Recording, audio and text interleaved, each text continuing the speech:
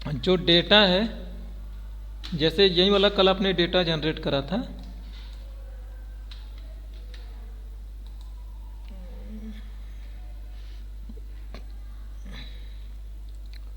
Car car car car car car car car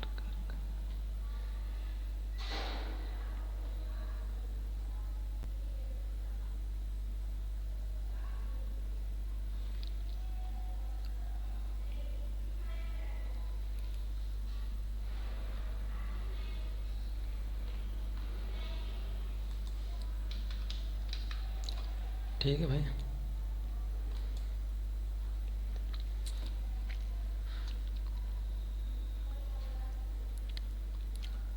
now ये data है, हमने इसे जनरेट कर रहे हैं इस डेटा को। यार सॉरी, ये डेटा, अब ये डेटा आपको टेक्स्ट फाइल में मिल रही है, ठीक है। मैं डाउनलोड कर लेता हूँ इसी डेटा को, और देखो ये आपकी डेटा है। इस डेटा को, ये डेटा टेक्स्ट फाइल में हुई है, मतलब CSV में है। ये देख के एक्सेल जैसा लगता होगा, बट एक्सेल और CSV में फ़र्क होता है, आप कंफ्यूज मत होना।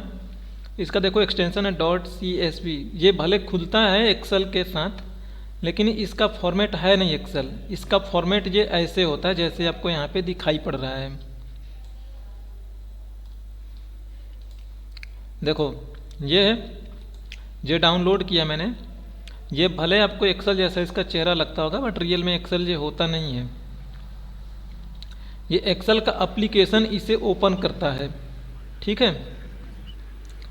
सेम वैसे जैसे आप मान लो कोई MP3 फाइल है, अगर आप उसे MP3 में प्ले करोगे तो भी वैसे ही प्ले होगा। अगर आप उसे VLC के साथ प्ले करो, चाहे कोई और भी MX प्लेयर के साथ ओपन करो, चाहे विंडोज मीडिया प्लेयर के साथ ओपन करो, किसी भी एप्लीकेशन के साथ ओपन हो जाता है। लेकिन उसका जो फीचर होता है, तो अगर वो MP3 है तो MP3 ही प्ले होगा। तो यही यहाँ इसका भी है। इसे मैं ओपन कर रहा हूँ नॉर्मल टेक्स्ट फाइल में, क्योंकि ये टेक्स्ट फाइल है। आप इसे एक्सेल के साथ ओपन करोगे, क्या बोल रहे हो? हाँ, रिकॉर्डिंग ऑन है। अगर देखो इसे एक्सेल के साथ ओपन करोगे तो ये कॉलम बन बन के आता है। जैसे ये डेटा आपको दिख रही है, ये फर्स्ट नेम है, फिर कॉमा है, ID है, फिर फर्स्ट नेम है, फिर कॉमा है, ये लास्ट नेम है। तो सेम ऐसे ही यहाँ पे 1 जो है ID के लिए है, एरिका ये फर्स्ट नेम है, स्मिथ लास्ट नेम है, और ये उसकी ईमेल ID है, फिर ये फीमेल जेंडर है, और ये कार का नाम है, एंड सो ऑन। अगर इस फाइल को मैं एक्सेल में ओपन करूँ, मैं डबल क्लिक करूँ, ये नॉर्मली बाय डिफ़ॉल्ट एक्सेल में खुल जाएगा। यहाँ पे देखो ये अलग से आपको यहाँ पे शो कर रहा है, अलग अलग कॉलम में चला गया, क्योंकि एक्सेल सच में काफ़ी स्मार्ट होता है। ये चीज़ें पहचानता है, कॉमा लगा है तो ये समझ गया कि ये अलग अलग में भेजना है।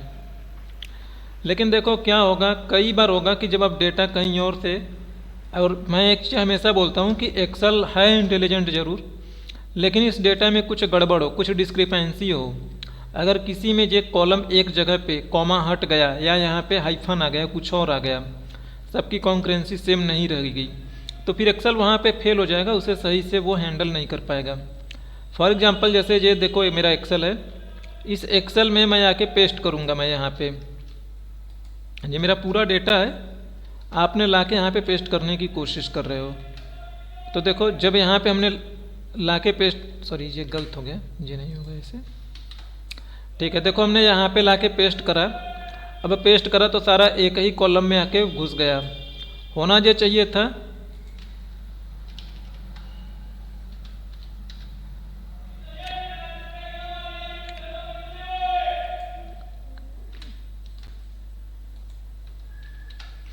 देखो सब एक ही कॉलम्स में है, अलग अलग कॉलम्स में नहीं गया।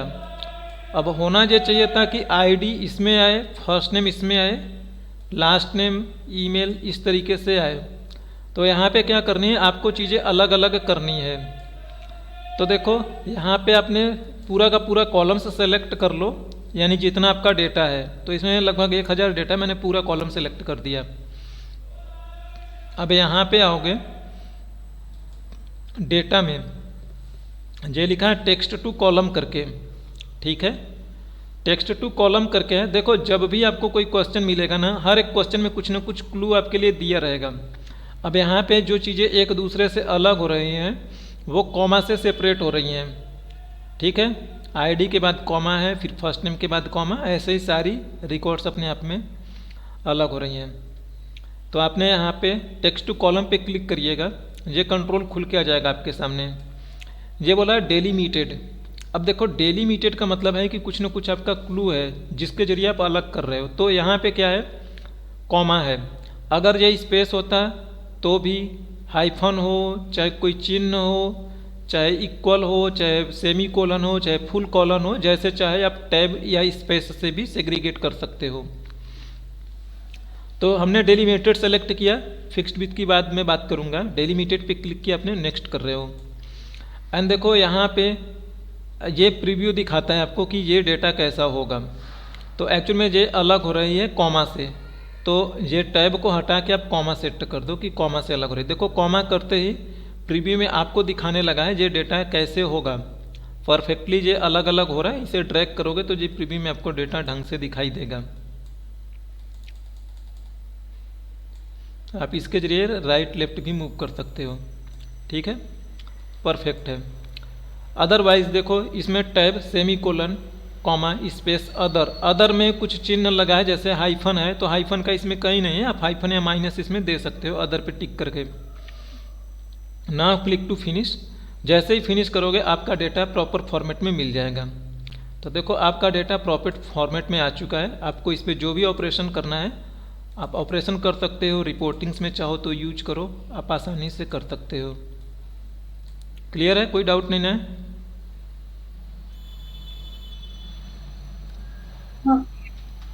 ठीक है। अब इसी में एक अगला है आपके लिए, अगला जो है टेक्स्ट टू फिक्स्ड विद का था। अब देखो फिक्स्ड विद में क्या होता है कि यहाँ पे आपके पास कोई क्लू था, अगर आप इसे ध्यान से देखोगे तो आपके पास एक क्लू होता था, उस क्लू के बेस पे करते थे हाइफन। इसमें देखो फर्स्ट नेम जो है, नाम किसी का छोटा बड़ा कैरेक्टर्स हो सकता है, किसी के नाम में 5 कैरेक्टर्स हो सकते हैं, किसी के नाम में 10 कैरेक्टर्स हो सकते हैं। तो आप ये हाइफन के बेस पे डिटेक्ट करा रहे थे। लेकिन क्या हो, आपके पास ये एम्प्लॉय आईडी दी गई है। सपोज मैं मान के चलता हूँ मैं कि एक डेटा है आपके पास, यहाँ पे रेटिंग्स लिखी गई है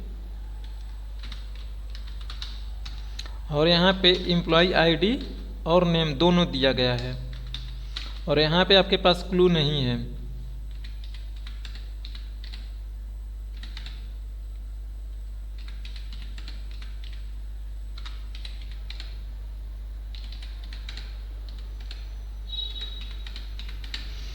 अब देखो यहाँ पे एम्प्लॉय आईडी एंड एम्प्लॉय का नेम दिया गया है। तो लोगों ने अपना एंट्री करा है कुछ इस तरीके से, 2111 कुमार 2101, और इसमें इन्होंने नाम दिया है पूजा। 101 जय, 102 महेश। कुछ इस तरीके से यहाँ पे एंट्री कर दी गई है।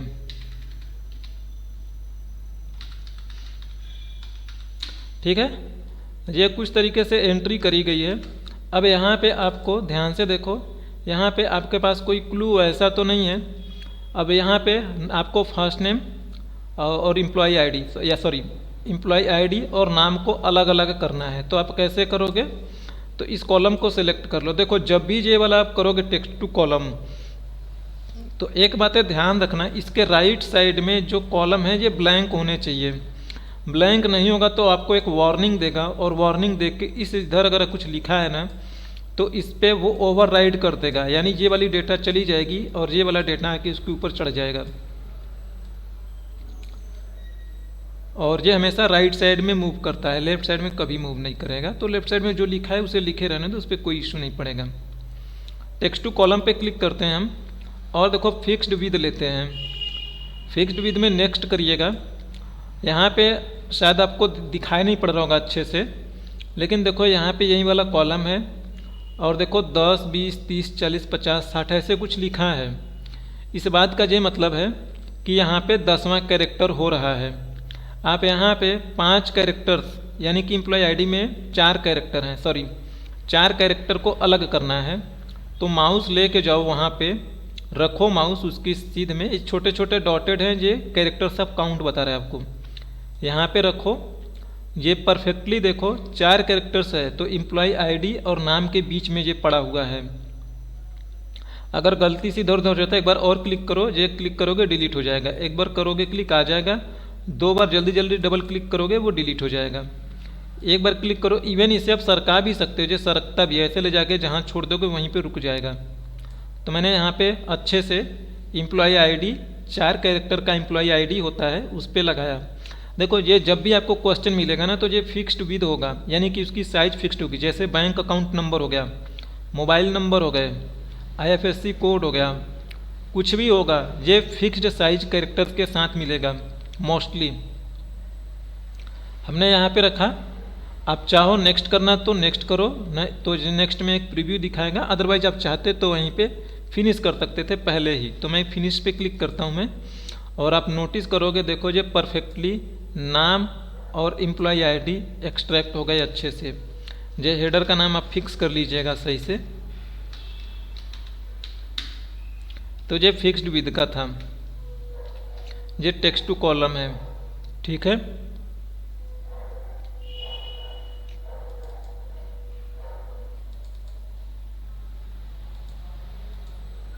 तो इसमें जो है जैसे आप बोले हो कि नेक्स्ट राइट साइड में कुछ ब्लैंक होना चाहिए, कोई वैल्यू नहीं होना चाहिए, हाँ ताकि वो जो एम्प्लॉय नेम है वो आके वहाँ पे पेस्ट, नहीं तो ओवरराइड हो जाएगा, ऐसा क्या? हाँ, अभी दिखा रहा हूँ। जैसे सपोज मान लो यहाँ पे कुछ लिखा हुआ है आपने, यहाँ पे मान लेता हूँ मैं एड्रेस का कॉलम है, एड्रेस का करके कुछ है, और इधर कुछ लिखा हुआ है एड्रेस, ऐसे कर करके कुछ लिखी हुई वैल्यू है। अब इसे टेक्स्ट टू कॉलम आप कर रहे, देखो इसका शॉर्टकट होता है अल्ट ए और ई होता है। स्मॉल अपर से कुछ मत कंफ्यूज होना है, सेलेक्ट करना है, अल्टर प्रेस कर रहा हूँ, ए प्रेस कर रहा हूँ, ई प्रेस कर रहा हूँ, ये खुल के आ गया है, ये टेक्स्ट टू कॉलम वाला विंडो अपने आप। फिक्स्ड विद करिए, नेक्स्ट करिए, यहाँ से 4 कैरेक्टर पर क्लिक करिए। ये दोनों केस में होगा, चाहे डेलीमिटेड वाला करो चाहे फिक्स्ड विद वाला करो। और यहाँ पे मैं फिनिश कर रहा हूँ, तो देखो ये वार्निंग आ चुका है, ये बोल रहा है there is already data here, do you want to replace it. तो ओके करोगे तो ये इसे रिप्लेस कर देगा ओवरराइड होके। तो देखो देखो एड्रेस चला गया ना, तो ये ओवरराइड हो गया, इसी को बोल रहा था।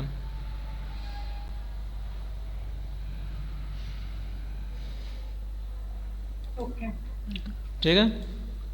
नाउ अब देखो अगला जो है आपके लिए ऑब्सोल्यूट और relative reference.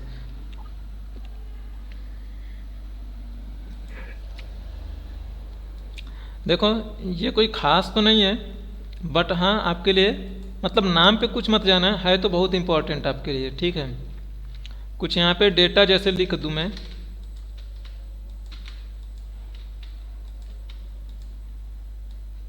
Random data generate कर देता हूँ मैं।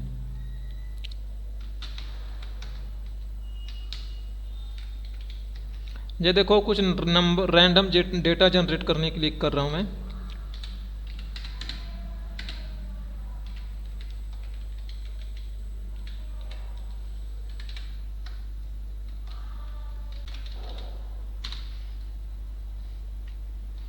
देखो आपको 3 चीज़ें देखनी है, ऑब्सोल्यूट,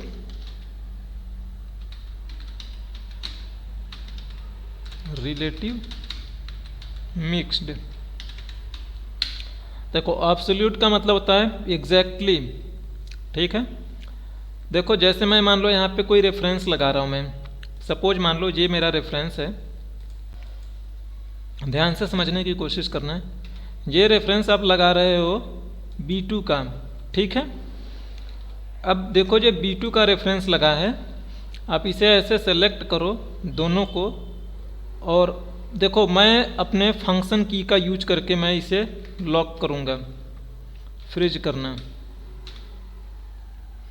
देखो मैं कैसे कर रहा हूँ, मैं इसे मैंने सेलेक्ट किया, फॉर्मूला है, तो देखो F1 से फंक्शन की को इनेबल करता हूँ, F4 प्रेस कर रहा हूँ मैं। आपके अगर कंप्यूटर वाला कीबोर्ड होगा तो ज़रूरत नहीं पड़ेगी, आप डायरेक्टली कर सकते हो। हमने किया, देखो B2 था, B के आगे डॉलर लग चुका है और 2 के आगे भी डॉलर लग चुका है। B रिप्रेजेंट करता है कॉलम को और ये जो 2 है ये रिप्रेजेंट कर रहा है रो को, यानी कि कॉलम B में रो नंबर 2 में तो ये वाला इंटरसेक्शन है यस, इसको हम रिप्रेजेंट कर रहे हैं। और देखो एंटर मारता हूँ मैं। अभी आपने देखा है इसमें कि रो और कॉलम दोनों लॉक हो चुके हैं, यानी ये रो कॉलम है और ये रो है रो नंबर 2, ये दोनों लॉक हैं, फ्रीज हैं। इसे आप कहीं पे कॉपी करके पेस्ट करोगे कोई फ़र्क नहीं पड़ेगा, क्योंकि ये हमेशा इंडिकेट करेगा, पॉइंट आउट करेगा B2 को, क्योंकि ये लॉक है। जब इसे कॉपी करके कहीं पे पेस्ट कर रहे हो तो ये मूव नहीं कर पा रहा है, क्योंकि रो और कॉलम दोनों को अपने फिक्स कर रखा है लॉक करके, ये मूव नहीं करेगा। तो कहीं पे भी पेस्ट करोगे ये हमेशा B2 को ही पॉइंट आउट करता रहेगा।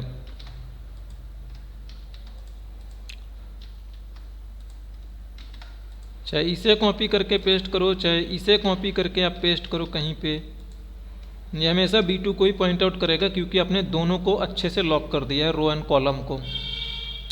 ठीक है सर, अगर लॉक नहीं करेंगे तो क्या होगा? हाँ, अभी चलना शुरू कर देगा, वो रिलेटिव का पार्ट है। जब अब देखो ये ऑब्सोल्यूट है, अब रिलेटिव में क्या होता है, इसे हटाता हूँ मैं। अब देखो रिलेटिव देख रहे हो आप, अब आपने यहाँ पे B2 को पॉइंट आउट कर दिया अगेन। देखो इसमें मैंने कोई लॉक नहीं कर रहा हूँ मैं, ये ध्यान से देखिए कोई लॉक नहीं है, F4 मैंने नहीं प्रेस किया है। आप हाथ से भी डॉलर लगा सकते हो, जरूर नहीं कि F4 से ही करो, बट F4 से करने पे एक ही बार में हो जाता है। और इसे देखो मैं कॉपी करता हूँ, मैं कॉपी किया मैंने। अब देखो मैं यहाँ पे पेस्ट कर रहा हूँ, मैं कितना नीचे गया, 3 रो नीचे जा रहा हूँ, सेम कॉलम में 3 रो है ना। तो देखो ये जो इसका सोर्स है B2 है ना, तो जो इसका सोर्स है B2 यानी कि ये सोर्स था, आप 3 रो नीचे गए हो सेम कॉलम में, यानी कि कॉलम क्या कितने चेंजेस किया आपने, 0 कॉलम। तो कॉलम में कोई चेंजेस नहीं होगा, रो में आप आगे बढ़ रहे हो तो ये भी उसी रेशियो में आगे बढ़ेगा, उतना ही रो ये भी आगे बढ़ेगा। तो ये 1 ये 2 3, तो देखो ये यहाँ पे आ चुका है, ये हमको पॉइंट कर रहा है। आप देखो वो उसे ही पॉइंट आउट कर रहे हैं हमको। तो जितना, अगर देखो इसे मैं कॉपी करके यहाँ पे अगर मैं पेस्ट करूँ तो क्या कर रहे हो आप, इस केस में अपने 2 कॉलम आगे बढ़ रहे हो, है ना। 1 कॉलम 2 कॉलम आगे बढ़े और रो नंबर में भी 2 रो नीचे जा रहे हो, यानी रो में 2 रो आगे बढ़ रहे हो।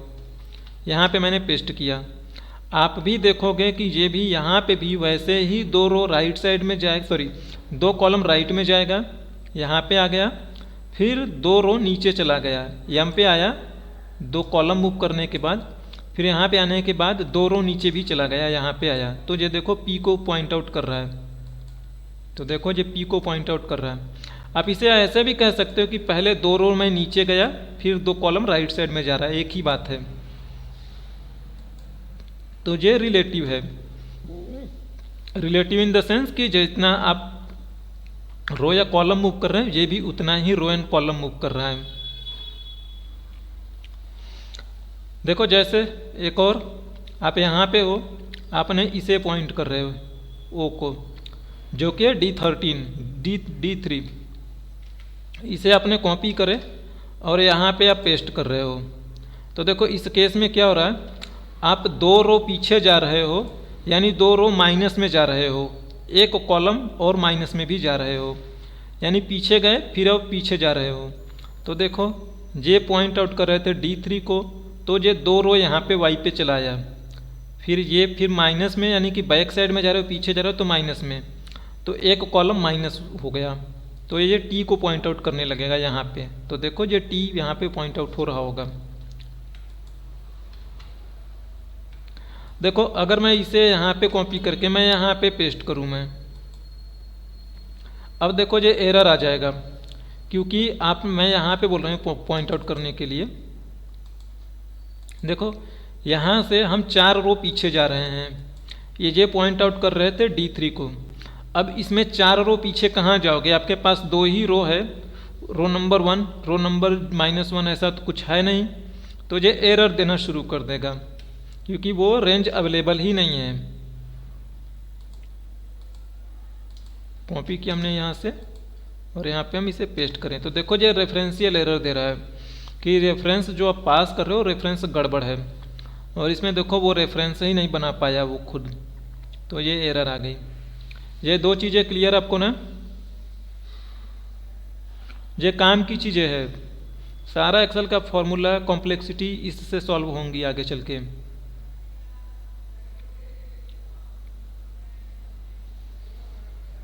आगे बढ़ें? हाँ Yes, sir. clear है। ठीक है। अब देखो अगला जो है वो है आपका मिक्स्ड। मिक्स्ड ही आपके लिए सबसे ज़्यादा इम्पोर्टेंट है, थोड़ा सा यहीं लगता है बट इसे भी अच्छे से समझोगे तो ये भी बहुत आसान है। देखो मिक्स्ड में क्या होता है कि ये ऑब्सोल्यूट रिलेटिव दोनों का मिक्स होगा। ऑब्सोल्यूट का मतलब है कि आपने बिल्कुल भी डॉलर नहीं लगाया है। रिलेटिव में क्या है कि आपने फुल्ली लॉक कर दिया है, फुल्ली लॉक बोल रहा हूँ मैं, रो और कॉलम दोनों को। मिक्स्ड में क्या होगा, एक को आप लॉक रखोगे एक को फ्री रखोगे, यानी कि रो को या लॉक रखो कॉलम को फ्री रखो, या कॉलम को लॉक रखो रो को फ्री रखो। देखो मैं ये बोल रहा हूँ, जैसे ये आपने यू को पॉइंट आउट किया है यानी B3 है इसका एड्रेस। देखो मैं क्या काम कर रहा हूँ, जितनी बार F4 दबाओगे ये फंक्शन की इनेबल कर दूं,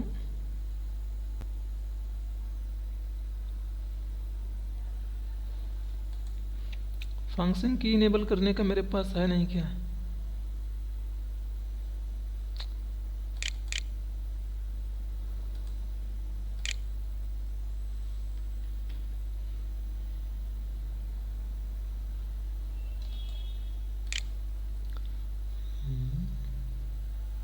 फेड डॉक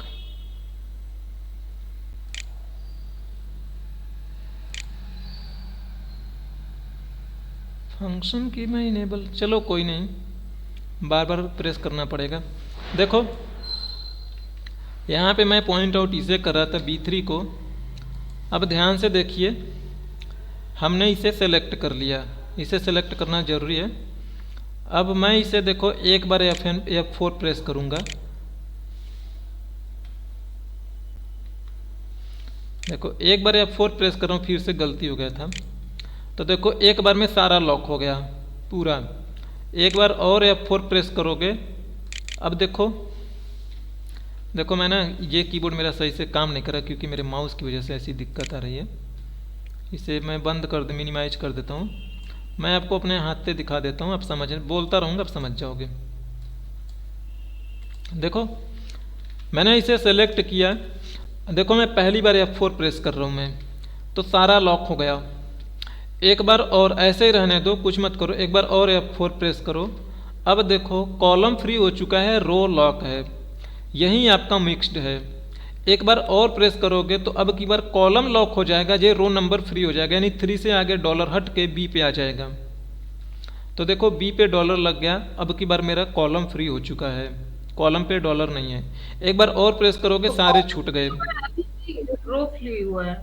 हाँ रो फ्री हुआ, जो 3 लिखा है ये रो है।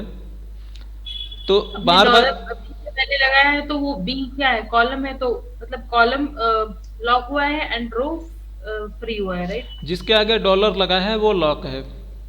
ओके। जैसे जो दोनों के आगे डॉलर लगा है दोनों लॉक है।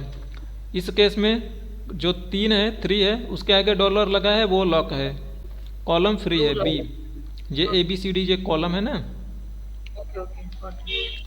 अब ये देखो मेरा ये B कॉलम B लॉक है, रो फ्री है। चलो अब इसे मैं ओके करता हूँ मैं, और इसे देखो मैं कॉपी करता हूँ। तो देखो ये कॉलम लॉक है, ध्यान देना मेरी बातें।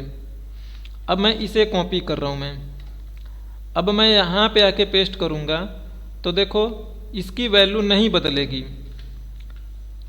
देखो क्यों नहीं बदलेगी, क्योंकि भले ही मैं यहाँ से कॉलम 2 कॉलम आगे बढ़ा, यानी 2 कॉलम प्लस में मैं जा रहा हूँ आगे।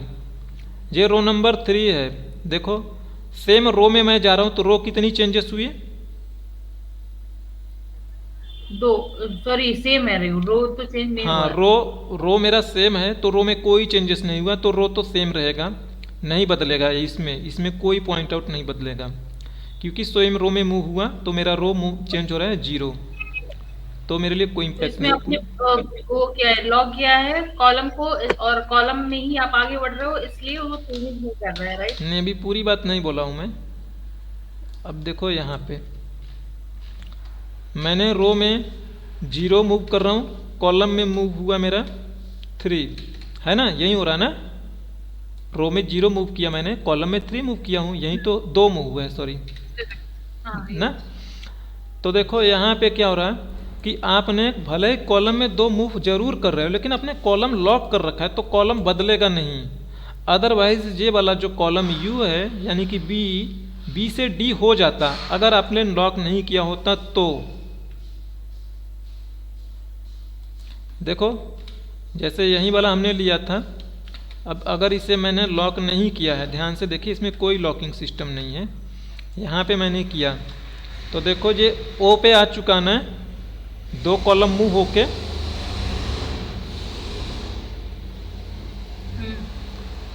और ये वाला नहीं मूव हो रहा, ये वहीं का वहीं पड़ा है, क्योंकि आपने इसके कॉलम को लॉक लगा रखा है, ये जा ही नहीं पाएगा आगे। ये बातें क्लियर है? हाँ, ये तो क्लियर है। ठीक है। अब देखो सिमिलरली किसी भी को भी लो, कोई भी वैल्यू लो, अब की बार मैं लॉक करता हूं रो को। नाउ ध्यान से देख लो, ये रो नंबर ये लिखा है मैंने, नोटपैड में देता हूं मैं आपको, इजी रहेगी समझना लॉजिक।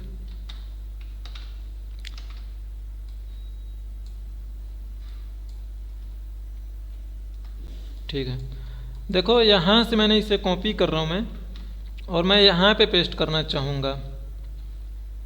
आप मुझे बता पाओगे इसमें क्या आपको आउटपुट मिलेगा यहाँ पे अगर मैं पेस्ट करूँ तो? सर पी B4 है, हम यहाँ पे हैं।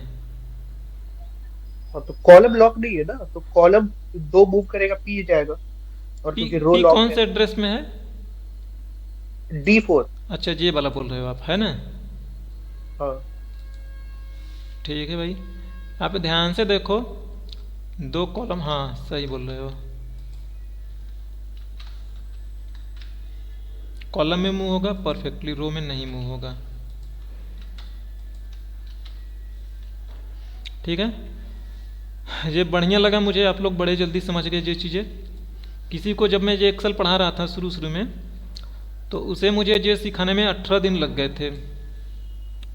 मतलब ये पूरा अच्छे से समझाने सिखाने में, मुझे बस इतनी सी बातें समझाने में एक्चुअल में उसे लग गए थे 13 दिन लगे थे, एंड इम्प्लीमेंटेशन लेके उसे समझाने में मुझे 18 दिन लग गए थे। और मैंने उससे हाथ जोड़ लिया था, भाई मैं नहीं पढ़ा सकता तुम्हें मैम, बट ठीक है, मतलब अब वो अच्छी वर्किंग है किसी ऑर्गेनाइजेशन में। तो जब वो सीख के गई थी तो उसका RBL में हुआ था, रत्नाकर बैंक लिमिटेड में, मुझे ध्यान नहीं है, अभी रिसेंटली उसने कोई कंपनी चेंज करी बताई थी, मुझे ध्यान नहीं आ रहा, बट ठीक ठाक है। पहले वो फ्लिपकार्ट में एज ए बैकएंड वर्किंग थी, तो बड़ा टारगेट होता था। इतना बेसिक से नहीं, मतलब कोई एक्सपेक्ट नहीं करता जैसे आप। अरे मतलब सही में वो आती थी, गुड़गांव से आती थी भाई, और वो आती थी उससे रैपिडो से आती थी, तो उसका आने का किराया 160 रुपये के आसपास लगता था, और जाने का भी 180 के आसपास लगता था, तो लगभग उसके मिला के ना 300 रुपये रोज़ के लगते थे। तो आती थी जाती थी, 300 रुपये रोज़ के लगते थे, मुझे बड़ा ख़राब लगता था, उसे यही नहीं समझ आ रही भाई आगे की चीज़ें कैसे समझ आएगी। तो मैंने उससे बहाने कर देता था कि अवेलेबल नहीं हूँ या आज खाली नहीं हूँ, कहीं गया हूँ मैं। तो एक दिन बड़े मतलब इमोशनली बड़े अच्छे से बात करी मेरे से आके, तो बोल रही मेरे से कि अच्छा तुम बताओ क्या मतलब मुझे बताना नहीं चाहते हो या क्या? मैं बोला देख भाई, मैं मतलब ये चीज़ें नहीं कहना चाहता तो तुम सीख नहीं सकती, ठीक है, क्योंकि मुझे ऐसा लगता है कि सीखना चाहे इंसान ना तो कोई भी सीख सकता है। हो सकता है किसी को सीखने में 2 दिन लगते हैं, किसी को सीखने में 4 दिन लग सकते हैं, 5 दिन लग सकते हैं, 6 दिन या 7 दिन, बट वो सीखना चाहे तो ज़रूर सीख लेगा, थोड़ा टाइम ज़्यादा लगेगा। मतलब किसी को वो मोरल डाउन करना मुझे अच्छा नहीं लगता। पर्सनली मुझे लगता है कि सच में कोई सीखना चाहे ना तो सीख ही सकता है, कुछ भी बड़ी ऐसी तोप नहीं है कि नहीं सीख पाए। इसमें ऐसा क्या है, बहुत करोगे आप नहीं समझ में आएगी, 2 दिन 3 दिन 4 दिन में सीख ही जाओगे, चाहे कुछ भी हो। मेरे से बोल रहे हैं कि ना देखो, मैंने बोला कि देखो तुम्हें लगता है मैं सिखाने की कोशिश कर रहा हूँ, तुम सीख नहीं पा रही हो, तो मुझे लगता है कि मैं शायद नहीं सिखा पा रहा तुम्हें। मैं बोला तुम्हें अगर सच में ऐसा कुछ लगता है तो तुम कहीं और ट्राई करो, इंस्टीट्यूट। तो मेरे से बोल रही कि नहीं देखो, मैंने इंस्टीट्यूट भी कर लूँगी ना तो मुझे ऐसे कोई नहीं सिखा पाएगा, तुम सिखाओ। मैं बोला कि देखो तुम सही में आती हो, तुम्हारा हर रोज़ 300 से ज़्यादा का किराया जाता है, और मैं ये चीज़ नहीं सिखा पा रहा हूँ, आगे की चीज़ें मैं तुम्हें कैसे सिखा पाऊँगा मैं। तो बोल रही देखो किराया लगता है, मेरा लगता है, तुम उसकी टेंशन मत लो, तुम मुझे सिखाओ, मैं सीख जाऊँगी, थोड़ा टाइम लगेगा और क्या होगा। तो धीरे धीरे उसने सीखने की कोशिश करी, बट सीख ली, बहुत मतलब पुअर लर्निंग थी उसकी। बट एक चीज़ थी कि भाई डेडिकेशन था उसके अंदर। तो जब सेलेक्ट हुई रत्नाकर बैंक में, तो उसकी सैलरी उस टाइम में शायद 18-22 हज़ार रुपये सिलेक्शन हुई थी। तो मुझे भी बड़ा अच्छा लगा, अच्छा चलो एंट्री हो गई। बट वहाँ पे भी जब वो गई थी तो वहाँ पे भी काफ़ी चैलेंजेस होते थे, क्योंकि पुअर लर्नर थी, उसका दिमाग थोड़ा कम चलता था। तो कोई फार्मूला लगाती थी, कुछ समझ नहीं आता था, तो व्हाट्सएप पे फ़ोटो खींच के भेज के पूछ लेती थी। अब लगभग उसके पास 4 साल का एक्सपीरियंस हो चुका है, आई थिंक 4 साल नहीं तो फिर भी 3 साल तो हो ही गए एक्सपीरियंस उसके पास, कोविड में लगी थी। तो 3 साल में इंसान अगर अच्छे से मेहनत करे तो बहुत कुछ गेन कर लेता है, मतलब चीज़ें एक्सपर्टीज लेवल पे पहुंच ही जाएगा अगर अच्छे से मेहनत करे तो, लर्निंग कैपेबिलिटी रखे तो, लर्निंग क्यूरियोसिटी रखे तो। अदरवाइज़ मैंने ऐसे भी लोगों को देखा है जिनके 5 साल निकल जाते हैं एक्सेल में काम करते हुए, वो V lookup, sum if, count if ही लगाते रह जाते हैं, एंड नेस्टेड इफ़ भी लगाने में वो सोचते हैं 2 बार 4 बार। तो ऐसा नहीं कि मतलब किसी के पास एक्सपीरियंस 5 साल का है या 7 साल का तो बहुत ही नॉलेजेबल है, ऐसा कुछ नहीं है। डिपेंड्स करता है कि उसने कितनी सिनेरियोज देखी है, क्या क्या मतलब उसने अपने लिए करी है। अगर अपने लिए वो बहुत ज़्यादा लर्निंग कर रहा है तो आप नोटिस करोगे 3 महीने का जो ट्रेनिंग का लड़का है या जो सीख के आ रहा है एक्सेल, उसके पास भी बहुत नॉलेज होगी। जब मैं फोर्ड में गया था तो उससे पहले मैंने बताया होगा आप लोगों को शायद कभी, कि उससे आप लोगों को नहीं, पुरानी बैच को बताया मैंने, क्योंकि जिस टाइम में मैं एंट्री करने की कोशिश कर रहा था मैं बहुत रिजेक्ट होता था इंटरव्यू में, और मुझे हमेशा यही लगता था कि और सीख के जाऊँ। मुझे हमेशा यही लगता था कि मैं बहुत सीख के जाऊँ, मुझे इंटरव्यूअर में ना कभी फेल ही ना कर पाए। बट मेरे से उल्टे सीधे सवाल पूछ के वो फेल कर देते थे। कभी वो मेरे से मैनेजमेंट के क्वेश्चन पूछ लेते थे, कभी वो पूछ लेते थे सिक्स सिग्मा क्या होता है, जो कि हमेशा इररिलेवेंट ही क्वेश्चन हुआ। बट उतने सारे इंटरव्यूज़ देने के बाद इतनी सारी सीनेरियोज देखा और इतनी सारी लर्निंग करी मैंने ज़बरदस्ती, बहुत सारी चीज़ें सीखा मैंने। फिर जब मैं फोर्ड में आया था काम करने, तो मेरे उस टाइम पे 7 साल एक्सपीरियंस वाले भी ज़्यादा थे, मतलब वो मेरे से ज़्यादा एक्सपीरियंस लेके बैठे थे, और मेरी एंट्री हुई थी। उससे पहले मैंने एक्सेल पे कभी काम नहीं किया था, सीखता ज़रूर था बट प्रोफेशनली मैंने वर्क नहीं किया था प्रोजेक्ट वाइज, बस सीखा बहुत था। तो वहाँ पे जब मैं गया था तो वहाँ पे मुझे सबसे ज़्यादा एक्सेल आती थी, सबसे ज़्यादा। सो ये मैं आप लोगों को इसलिए कह रहा हूँ कि आप लोग कभी ये मत समझना कि आप लोग यहाँ पे सीख के जो जा रहे हो ये फ्रेशर लेवल का है। ये फ्रेशर लेवल का एक्सेल बिल्कुल नहीं है। आप किसी भी प्रोफेशनल वर्किंग से कंपेयर करोगे तो जो चीज़ें आप यहाँ पे देख रहे हो, ये चीज़ें आपकी अंडरस्टैंडिंग उनसे बेटर होगी। आप रियलाइज करोगे, कोई आपका दोस्त वर्किंग होगा ना, उससे रिलेट करना अपने आप को। हाँ, ये सब तो यूज होती है, इवन मेरे ऑर्गेनाइजेशन में भी लॉक करके वो तो फॉर्मूला वगैरह यूज करते हैं। अभी इसका इम्प्लीमेंटेशन दिखाऊंगा मैं। और एक बार मुझे फोर्ड में ही दूसरी टीम में हायर करने के लिए बोल रहे थे, तो इसका ना नाम मैं नहीं जानता था मैं, तो वो दूसरी टीम में मुझे हायर कर रहा था तो नाम नहीं बता पाया था मैंने उसे। मैंने बोला था, उसने मेरे से पूछा कि ये ऑब्सोल्यूट क्या होता है, रिलेटिव क्या होता है। तो मैंने बोला देखो नाम तो मुझे नहीं पता, लेकिन बोला था कि जो लॉक करते हैं उसे ऑब्सोल्यूट बोलते हैं। अब उस टाइम एकदम कॉन्फिडेंस नहीं था मैं बोला लेकिन ना तुम मुझे फार्मूला कोई भी कहो, मैं कोई भी फार्मूला लगा सकता हूँ तुम्हारे लिए, ये नाम नहीं याद है। फिर भी उसने कंसीडर कर लिया था, बट जो मेरी टीम का मैनेजर था उसने मुझे जाने नहीं दिया था उस टीम में। उसे लगा था कि ये चला जाएगा तो फिर हमारा काम कौन करेगा। और मुझसे मेरे मैनेजर ने बोला था कि ना, वो एक्चुअल में मेरे मैनेजर का वो सीनियर था, तो मुझसे बोला था उसने, मेरे मैनेजर ने, कि देखो तुमसे कुछ पूछेगा ना, अगर वो तुमसे 10 क्वेश्चन पूछता है ना तो तुम उसे 5 ही बताना है या 6 ही बताना, सारे बताने की कोशिश मत करना। और मैं सारे बता के आ गया था उसे चलो ठीक है, अगला जो है देखो, ये ऑब्सोल्यूट जो होता है वो जिसमें लॉक नहीं लगाते हैं उसको ऑब्सोल्यूट बोलते हैं, राइट? और जो लॉक लगता है उसको नहीं, रिलेटिव। जिसमें लॉक लगाते हैं उसे ऑब्सोल्यूट बोलते हैं। ऑब्सोल्यूट मीन्स परफेक्ट, वो बिल्कुल मूव ना करे। रिलेटिव हो गया विदाउट जो रिलेटिवली मूव करे, जैसे जे इसके रिलेशन में जितना जे मूव कर रहा है उतना ही रिलेटिवली जे भी मूव करेगा, है ना। रिलेटिवली मूव कर रहा है ना, अगर जे 3 मूव कर रहा है तो जे भी 3 मूव करेगा। जे 2 कॉलम मूव कर रहा है, 1 रो मूव कर रहा है पीछे, तो जे भी 2 कॉलम आगे जाएगा, 1 कॉलम 1 रो पीछे जाएगा, ऐसे मूव करेगा, तो जे रिलेटिवली हो गया। ओके।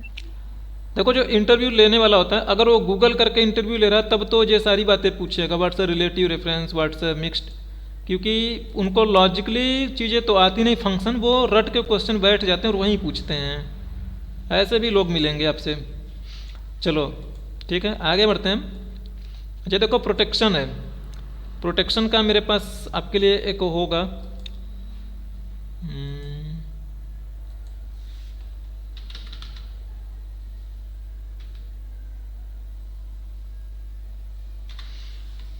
ठीक है।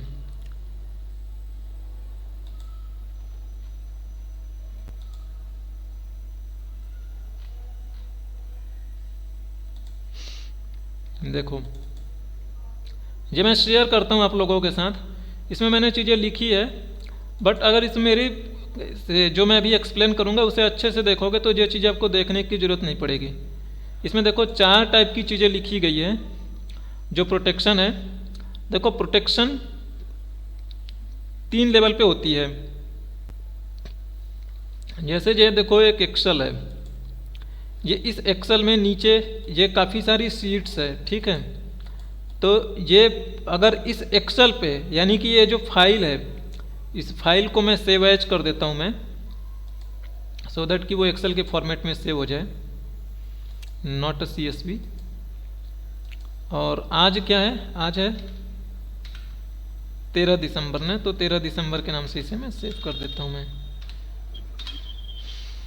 तो देखो जो 13 दिसंबर वाली जो फाइल है, इस फाइल पे अगर आप लॉक लगा दोगे तो ये फाइल ही नहीं खुलेगी, यानी कि इसके सारे के सारे जो भी कंपोनेंट हैं, चाहे इसके बहुत सारे शीट्स हों, सारे प्रोटेक्ट हो जाएंगे अगर इस फाइल के नाम पे लगाते हो तो। ये पहला प्रोटेक्शन है फाइल लेवल पे, यानी कि ये फाइल ही नहीं खुलेगी, ये वाली फाइल ही नहीं खुलेगी। तो ये हो गया फाइल लेवल का प्रोटेक्शन। दूसरा है शीट लेवल का प्रोटेक्शन, यानी इसमें देखो बहुत सारी शीट है, अगर आप पहली शीट पे प्रोटेक्शन लगा रहे हो तो पहली वाली शीट प्रोटेक्टेड रहेगी, ये मॉक डेटा वाला। बाकी 3 सीटें आपके अंडर में रहेंगी। आप इसमें चाहो तो डिलीट भी करो, इसमें चाहो तो लिखो, एडिट करो, चाहे कुछ भी भरो निकालो, लेकिन ये वाला प्रोटेक्ट कर दोगे तो इसमें कुछ भी कोई दूसरा नहीं कर सकता है। इसमें प्रोटेक्शन में पासवर्ड लगा दोगे तो बिना पासवर्ड के वो इसका कुछ भी नहीं कर सकता। ये दूसरी हो गई शीट लेवल की प्रोटेक्शन। तीसरा है रेंज लेवल का प्रोटेक्शन। लाइक आप चाहते हो कि मैंने ईमेल आईडी में कोई चेंजेस ना कर पाए कोई भी पर्सन, तो ईमेल आईडी को ये वाली रेंज जितना आपका मन करे उतने रेंज को आप सेलेक्ट करोगे, उतने पे प्रोटेक्शन लगा दोगे, तो उतने रेंज को छोड़ के बाकी चीज़ें कर सकता है, लेकिन उतने रेंज में जितने रेंज में आपने प्रोटेक्शन लगाया उसमें कोई चेंजेस नहीं कर सकता है। तो ये आपकी रेंज लेवल की प्रोटेक्शन हो गई। 3 लेवल की प्रोटेक्शन मैंने बोला, तीनों लेवल का ये हो चुका है, ठीक है। अब एक एक करके एक्सप्लेन करूँगा मैं। ये चीज़ें पढ़ना आपके लिए ज़रूरी नहीं है, पढ़ने का मन करे तो पढ़ना, लेकिन वो चीज़ें मैं यहाँ पे एक्सप्लेन कर दूँगा आपको, ठीक है। तो सेम यहाँ पे मैंने स्नैपशॉट दे के लिख रखा है, आपके लिए ईजी रहेगा इसे पढ़ना समझना, ठीक है। तो है जो 10-12 पेज की। चलो देखो 2013 से पहले यहाँ पे आप जाओगे, रिव्यू में जाना, रिव्यू में आप देखोगे यहाँ पे है प्रोटेक्ट वर्कबुक करके एक ऑप्शन है। देखो 2009 के पहले तक या 2009 के पहले तक ये प्रोटेक्ट वर्कबुक काम करता था। 2009 के बाद माइक्रोसॉफ्ट वालों ने ये वाला कंट्रोल निकाल लिया, वर्कबुक लेवल का प्रोटेक्शन इन्होंने हटा लिया है। अब यहाँ पे देखोगे वर्कबुक लेवल का मैं प्रोटेक्शन लगा रहा हूँ, यहाँ पे है पासवर्ड ऑप्शनल, ये देखो स्ट्रक्चर लिखा है। अब इस स्ट्रक्चर का मतलब ये है, ये चेक बॉक्स रहेगा तभी ये आपका ओके कर पाओगे। अगर ये चेक बॉक्स अनेबल्ड है यानी ये अनचेक्ड है तो आप इसे एक्टिवेट नहीं करा पाओगे, ये तभी एक्टिव। तो इसमें कुछ पासवर्ड डालते हैं, नहीं भी डालोगे तो भी कोई फ़र्क नहीं पड़ता। मैंने पासवर्ड डाला 1 2 3। देखो मैं वर्कबुक लेवल वाले प्रोटेक्शन की मैं बात कर रहा हूँ अभी। मैं ओके किया अपने, एक बार और किया अपने, क्लिक ओके। देखो स्ट्रक्चर था, तो देखो स्ट्रक्चर लेवल की प्रोटेक्शन लगी है। अब स्ट्रक्चर क्या होता है कि इस वाले फाइल में आप नॉमिनल से चेंजेस कर सकते हो, बट कोई मेजर चेंजेस नहीं कर पाओगे। अब नॉमिनल से चेंजेस क्या है, जैसे आपका एक मकान है तो उसमें कहीं हैंगर लगाना है तो लगा सकते हो, बट आप अपने मकान में अगर मेजर चेंजेस करना चाहो, सोचो कि मैं इसका दरवाज़ा बदल के पीछे के साइड में खोल दूं, तो वो चीज़ें पॉसिबल नहीं है। सो जैसे यहाँ पे थोड़े मोड़े जो भी यहाँ पे कुछ लिखना उखना होगा वो चीज़ें आप यहाँ पे कर सकते हो, लिख सकते हो, कलर कर सकते हो, डिलीट कर सकते हो, कुछ भी कर सकते हो। बट आप सोचो कि ये वाली शीट जैसे मैं डिलीट कर दूँ तो देखो ये चीज़ें डिसेबल हो चुकी है, ना ही इसमें सीट आप ऐड कर पाओगे, ना ही डिलीट कर पाओगे, ना ही सीट को रीनेम कर पा रहे हो, कॉपी नहीं कर पा रहे हो। वैसे ही आपसे देखो ये प्लस वाला भी बटन गायब हो चुका है, न्यू शीट भी आप ऐड नहीं कर पा रहे हो। देखो यहाँ पे भी कुछ कंट्रोल गायब हो चुके हैं, डिलीट नेक्स्ट वाले कंट्रोल्स गायब हो चुके हैं। आप यहाँ पे भी देखो तो बहुत सारी चीज़ें डिसेबल हो चुकी है, डीम आउट हो चुकी है, जो आप वर्क नहीं कर पाओगे यूज। अब देखो इंसर्ट में अब पीवट टूवट का भी कंट्रोल चला गया आपके पास से, तो ये सारी चीज़ें डिसेबल हो चुकी है, इसलिए वो चीज़ें नहीं कर पाओगे। देखो कलर वलर अभी भी आप कर सकते हो, नो डाउट, ठीक है। कुछ कुछ चीज़ों का कंट्रोल आपसे चला गया है जो आप नहीं कर पाओगे।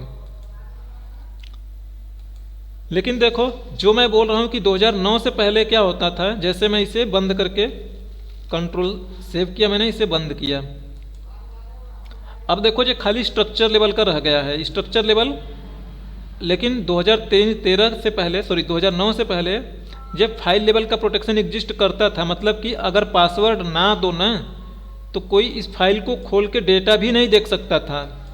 लेकिन अब डेटा देखी जा सकती है, वो माइक्रोसॉफ्ट वालों ने हटा दिया है। मेरी बात समझ रहे हो आपने ना? तो एक्सेल लेवल Yes, का sir. प्रोटेक्शन फाइल को तो फिर तो नहीं चेक कर पाएंगे ना, जैसे एक्सेल को ही पासवर्ड से प्रोटेक्ट कर दे तो फाइल को कैसे प्रोटेक्ट करोगे आप? फाइल्स में जाके वहाँ पे ऑप्शन रहेगा, फाइल में जाने के बाद रहता है ना, यहाँ पे फिर उसके बाद है प्रोटेक्ट वर्कबुक ये वाला, ऊपर में हाँ ये तो इनक्रिप्शन है ना, एनक्रिप्ट। इनक्रिप्ट करके भी कर सकती हो आप, ठीक है, सही बात है आपकी, इनक्रिप्ट करके कर सकती हो, मेरा ध्यान नहीं गया था इस पर। तो ये इनक्रिप्शन है, आप इनसे इनक्रिप्ट कर सकती हो। देखो इनक्रिप्शन में क्या होगा, जो आप इनक्रिप्शन बोल रहे हो, अच्छा हाँ हाँ हाँ हाँ, इनक्रिप्शन क्योंकि से फिर जैसे फाइल आप ओपन करने की कोशिश करोगे उसमें पासवर्ड देना पड़ेगा, नहीं तो ओपन नहीं होगा। देखो दूसरा एक और तरीका है आपके लिए। यहाँ पे जब आप सेव एज कर रहे होते हैं, सेव एज करोगे तो जब आप यहाँ पे सेव एज कर रहे होते हैं तो देखो जब आप सेव एज कर रहे होते हो तो ये वाला जो कंट्रोल है ये विंडोज का है, ये एक्सेल का कंट्रोल नहीं है, इस ऑपरेटिंग सिस्टम विंडोज 10 का कंट्रोल है। और ये कंट्रोल विंडोज 7 में भी अवेलेबल हुआ करता था। तो देखो जब मैं सेव करने जा रहा हूँ ना, तो यहाँ पे टूल्स में आप देखोगे ये है जनरल ऑप्शन, जनरल ऑप्शन को इनेबल करिएगा, यहाँ पे पासवर्ड दे देना है। और ये ऐसा नहीं कि खाली एक्सेल को ही आप प्रोटेक्ट कर पाओगे, आपकी वीडियो फाइल है, ऑडियो फाइल है, एक्सेल फाइल है, टेक्स्ट फाइल है, किसी भी तरीके की फाइल है उसे इस तरीके से प्रोटेक्ट कर सकते हैं, क्योंकि ये ऑपरेटिंग सिस्टम का प्रोटेक्शन है। तो देखो यहाँ पे दो चीज़ें बता रहा है, ये बोल रहा है password to open, password to modify, यानी कि अगर इस फाइल को, इसमें देखो अगर आप पासवर्ड दे दो, इसमें आपने पासवर्ड दे दिया, कोई भी पासवर्ड, दोनों में अलग अलग भी पासवर्ड दे सकते हो। अगर ये वाला अगर आपने पासवर्ड दे दिया है तो इस एक्सेल को खोलने से पहले ही पासवर्ड मांगेगा, यानी ये एक्सेल खुलेगी ही नहीं, ओपन करने के लिए भी अपने पासवर्ड की जरूरत पड़ेगी। और खाली ओपन कर पाएगा, इससे कुछ कर नहीं पाएगा। और इसमें अगर आपने कुछ और पासवर्ड इसमें भी दे दिया तो उसमें अगर कुछ उसे चेंजेस करने हैं तो चेंजेस करने के लिए भी पासवर्ड देना पड़ेगा। तो दोनों सेम पासवर्ड भी रख सकते हो, अलग रख सकते हो, आपकी मर्जी है। मतलब एक्सेल फाइल में जो चेंजेस करने होंगे, राइट, अगर शीट पे अलग अलग, तो वो मॉडिफाई वाला पासवर्ड से फिर होगा, राइट? हाँ, फिर उसे मॉडिफाई वाला पासवर्ड दे के करना पड़ेगा चेंजेस।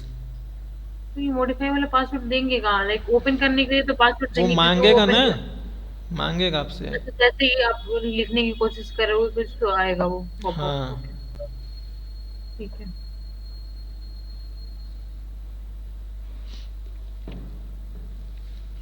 और अदरवाइज यहाँ पे चेक बॉक्स है read only recommended. Read only recommended का मतलब है कि रिकमेंडेशन में रीड ओनली कहेगा, आप उसे रीड ओनली ना करके मॉडिफाई कहोगे तो मॉडिफाई में, अदरवाइज बाय डिफ़ॉल्ट ये रीड ओनली में खुलेगा। ठीक है, फिर से पासवर्ड दे दो, कंफर्म कर दो रीड ओनली वाला, मॉडिफाई का भी कंफर्म कर दो। दोनों पासवर्ड हमने कंफर्म करके ओके कर दिया।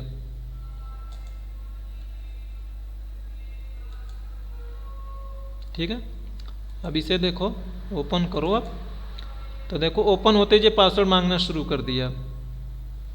तब देखो इसमें आप शीट कोई डेटा आपका नहीं पढ़ पाएगा, कोई सेंसिटिव डेटा हो तो इसे पासवर्ड 1 2 3 रखा है मैंने, तो 1 2 3 दिया मैंने। अब देखो, अब अगर मान लो मेरे पास मॉडिफाई का पासवर्ड नहीं है तो मैं रीड ओनली कह दूंगा कि भाई मुझे खाली पढ़ना है, कुछ इसमें चेंजेस नहीं करनी है। तो ये देखो खुल गई, रीड ओनली मोड में है मेरे पास ये। अब देखो मैं यहाँ पे भले मैं डिलीट कर रहा हूँ मैं, लेकिन जब इसे मैं सेव करूँगा तो सेव नहीं कर पाऊँगा मैं। अब इसे या तो मुझे नए नाम से सेव करना पड़ेगा, मैं उसी तरीके से सेव नहीं कर पाऊँगा मैं। यानी ये वाली जो फाइल है, इस फाइल में मैं कुछ नहीं कर पाऊँगा। मेरे पास रीड ओनली का एक्सेस है तो रीड ओनली ही करूँगा मैं, और इसे बिना सेव करे ही मुझे क्लोज करनी पड़ेगी। मॉडिफाई भी करना है तो मॉडिफाई वाला भी पासवर्ड देना पड़ेगा। अब देखो ये वाला ओके है, नहीं तो रीड ओनली वाला ही एक्टिवेटेड था। और ये बोल रहा है कि the another would like to open, अगर कोई रीड ओनली में ओपन करना चाहेगा तो आप इसे कहोगे कि रीड ओनली में ही ओपन करे, तो मैं नो कर देता हूँ मैं। अब ये ठीक है, ये देखो वर्कबुक लेवल का प्रोटेक्शन था। वर्कबुक लेवल के प्रोटेक्शन में अगर एक्सेल की मैं बात करूं तो इस पर खाली आपका स्ट्रक्चर लेवल का प्रोटेक्शन है। जैसे अभी आपने यहाँ पे देखा, यहाँ पे देखो ये अभी भी मतलब हाईलाइटेड है हल्का सा, तो इसका मतलब ये वर्कबुक लेवल का प्रोटेक्शन चल रहा है यहाँ पे। तो मैं इसे अनप्रोटेक्ट कर देता हूँ, प्रोटेक्शन चला गया। देखो यहाँ पे पहले ना विंडोज वाला जो डिसेबल्ड है, ये पहले विंडोज वाला ने इनेबल होता था, इसे चेक अनचेक कर सकते थे। अब ये चेक अनचेक हट चुका है, इसी वजह से हम फाइल लेवल की प्रोटेक्शन नहीं लगवा पा रहे हैं, खाली स्ट्रक्चर लेवल का प्रोटेक्शन लग रहा है, उसमें वो आके पढ़ सक रहा है, पढ़ पा रहा है। जो आपके लिए जो मेजर इंपॉर्टेंट है वो शीट लेवल की प्रोटेक्शन है। ठीक है, अब देखो शीट लेवल की मैं बात कर रहा हूँ मैं। देखो ये मेरा मेन डेटा है, इस पर मैं प्रोटेक्शन लगा रहा हूँ मैं। तो देखो जिस शीट के सामने हूँ मैं, जो शीट मेरे सामने है, मैं प्रोटेक्ट शीट पे मैंने गया, यहाँ पे ये हमेशा दोनों मिलता है, रिव्यू के अंदर मिलता है जब चेंजेस वाला प्रोटेक्शन वाला सेगमेंट। तो देखो हमने यहाँ पे प्रोटेक्शन में शीट पे मैं पासवर्ड दे देता हूँ 1 2 3। अगेन मैंने 1 2 3 कन्फर्म करने के लिए बोला, कन्फर्म कर दो, दैट्स ओके डन। अब देखो यहाँ पे अगर मैं कुछ भी चेंजेस करने की कोशिश करूँ मैं, तो देखो मैं यहाँ पे डिलीट कर रहा हूँ, मैं डिलीट नहीं कर पा रहा मैं यहाँ पे कलर करने की कोशिश करूँ, कलर भी नहीं कर रहा हूँ। देखो सारे कंट्रोल्स चले गए अपने आप ही। फॉन्ट साइज में भले बढ़ा सकता हूँ मैं, इसके अलावा और कुछ नहीं कर पाऊँगा। फॉन्ट साइज भी नहीं बढ़ा पा रहा भाई मैं, ना ही फॉन्ट का नाम, फॉन्ट भी चेंज नहीं कर पा, कुछ भी नहीं कर पा रहा हूँ, मेरे पास कुछ भी कंट्रोल नहीं है। शायद मुझे लगता है सॉर्टिंग का भी कंट्रोल नहीं होगा। देखो सॉर्टिंग, फिल्टरिंग सब चला गया कंट्रोल। इस शीट में आपके पास कुछ भी करने के लिए नहीं, खाली आप देख सकते हो। तो ये प्रोटेक्शन आपने इसी शीट पर लगाया तो ये इसी शीट पे अप्लाई है, इस पर चलेगा, क्योंकि इस पर कोई प्रोटेक्शन नहीं लगाया आपने, तो इस पर चल जाएगा। आप जो चीज़ें करना चाहो वो चीज़ें आप कर पा रहे हो आसानी से। अब देखो तो यहाँ पे सारी चीज़ें अवेलेबल है। तो ये शीट लेवल का प्रोटेक्शन था, जिस शीट पर आपने प्रोटेक्शन लगा रहे हो ये उस पे वर्क कर रहा है। ठीक है, एक अगला जो है रेंज लेवल का प्रोटेक्शन, ये आपके लिए बहुत ही काम का है। देखो जैसे मान लो यहाँ पे आइटम है, ये है रेट है,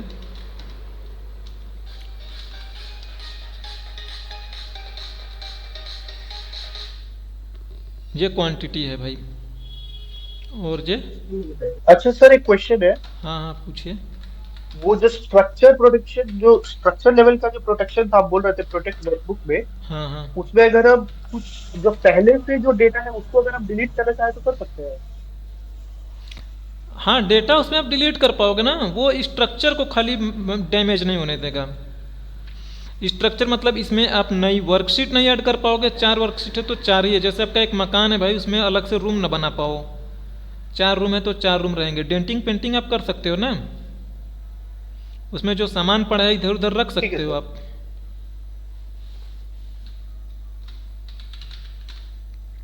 एप्पल, ऑरेंज, मैंगो।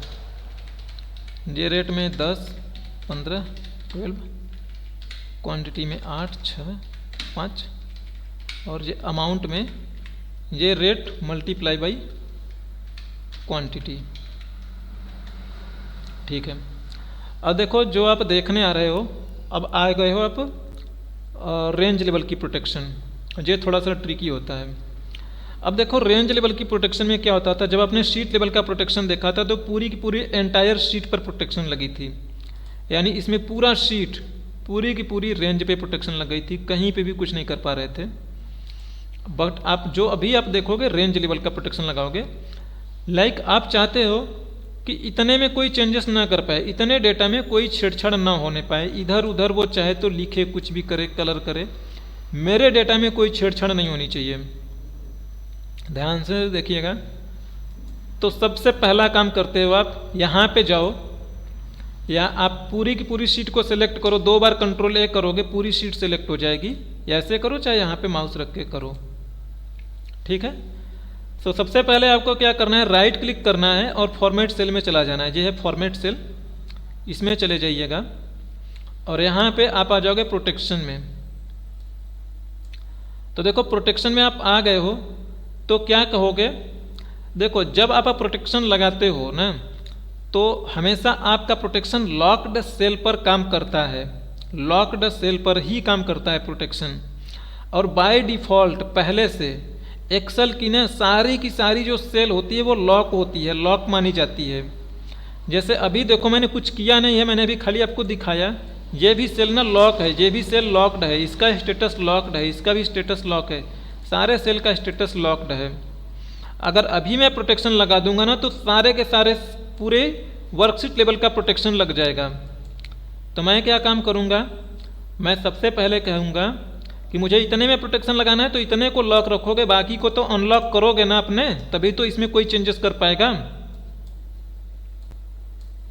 तो देखो मैं क्या कहता हूँ, मैं यहाँ पे गया, मैंने सबको अनलॉक कर दिया, सबको अनलॉक कर दिया अभी के लिए।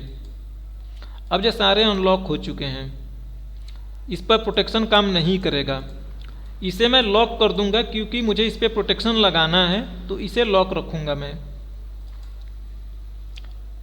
देखा, समझा आपने ना? ये मेरा लॉक है, इसका खाली इतने का स्टेटस लॉक है, बाकी सारे अनलॉक कर दिया मैंने। पहले सारे लॉक होते थे। बस इतना करना है। अब रिव्यू में जाओ, प्रोटेक्शन सीट वाली लगा दो। तो मैंने 1 2 3 भर दिया मैंने भाई, 1 2 3 जो पासवर्ड आपको देने का मन करे दे दो। देखो मैं क्वांटिटी में आके मैं इसे कहूँ कि इसकी रेंज कर दो। अब देखो मैं इसमें जैसे कोई एडिट करने की कोशिश कर रहा हूँ, डिलीट करने की कोशिश कर रहा हूँ, मुझे वार्निंग आ जा रहा है, नहीं डिलीट करने दे रहा है मुझे। आप यहाँ पे लिखोगे जो लिखने देगा, यहाँ पे कुछ भी करो, डिलीट करो, जो मन करे वो करो, चेंजेस करने का मन करे चेंजेस करो, आप चाहो तो इसे डिलीट करो, कलर करो, जो मन करे वो करो आप। सॉरी, अच्छा यहाँ पे जो प्रोटेक्शन कलर का नहीं लगा है, अभी दिखा दूंगा मैं। तो इधर लिखने के लिए आप आज़ाद हो, बट यहाँ पे आप कुछ भी नहीं चेंजेस कर पाओगे। ये बातें समझ आ रही ना? आप यहाँ पे जो चीज़ें लिखी गई है वैसे ज़रूरत नहीं पड़ेगी पढ़ने की, बट फिर भी आपको ज़रूरत पड़ती है पढ़ने की तो पढ़ सकते हो। मैं ये रिकमेंड नहीं करता। देखो जो लिखा है मैंने कि अगर किसी स्पेसिफिक एरिया को ही लॉक करना है तो कैसे करोगे, कैसे नहीं करोगे। शॉर्टकट जो होता है फॉर्मेट सेल का, उसका शॉर्टकट होता है कंट्रोल के साथ नंबर 1 प्रेस करना। तो देखो यहाँ पे लॉक को मैं हटा रहा हूँ, मैं अनचेक कर रहा हूँ मैं, और जितने एरिया को करना है खाली उतने एरिया को लॉक करूँगा मैं। तो अच्छे से एक्सप्लेन करा है मैंने स्नैपशॉट लगा लगा के। बाकी ये वाली बात समझ आई या नहीं समझ आई? Yes sir. ठीक है। अच्छा सर, एक और क्वेश्चन है, जब हम शीट प्रोटेक्शन लगाते हैं प्रोटेक्ट शीट में, हाँ, तो वो शीट देखने के लिए पासवर्ड लगाते हैं या फिर शीट में चेंजेस करने के लिए पासवर्ड है? जब सीट लेवल पे प्रोटेक्शन लगाते हो तो उस सीट में कुछ भी नहीं कर सकते, खाली देख सकते हो बस। तो अभी वो तो जो आपने लगाया देखो, पासवर्ड। वो कैसे होगा? देखो सीट लेवल का प्रोटेक्शन रेंज लेवल का प्रोटेक्शन सेम ही होता है। जब आप रेंज लेवल पे हम लगा रहे हैं तो देखो, मैंने एक बात बोला था अभी जस्ट कि जब आप प्रोटेक्शन लगाते हो तो प्रोटेक्शन आपका काम करता है लॉक्ड सेल पर, है ना? ये बातें याद है आपको जो मैंने भी बोला था? Yes sir. तो यहाँ पे मैं बोल रहा हूँ कि पहले से एक्सेल की सारी सीट ना लॉक्ड होती है। तो हमने जब इस पे प्रोटेक्शन लगाओगे ना तो ऑटोमेटिकली जब सारी सेल लॉक्ड है तो सब पे प्रोटेक्शन लग जाएगा, पूरी पूरी वर्कशीट पे ही प्रोटेक्शन लगेगा, है ना? Yes sir. बिल्कुल भाई। ओके। और जब मैं रेंज लेवल पे लगा रहा हूँ तो बाकी के रेंज को, जैसे इतना सारा रेंज है, इतने को मुझे नहीं लॉक करवाने का मन कर रहा है तो इतने को अनलॉक कर दूंगा मैं। तो इतनी दूर पे मेरा लॉकिंग का सिस्टम नहीं काम करेगा प्रोटेक्शन का। जो जो सेल लॉक रहेंगी सब पे काम करेगा, जो अनलॉक्ड सेल है उस पर मेरा प्रोटेक्शन काम नहीं करेगा। बस इतनी सी बात थी दोनों में, रेंज लेवल में और सीट लेवल में। ठीक है?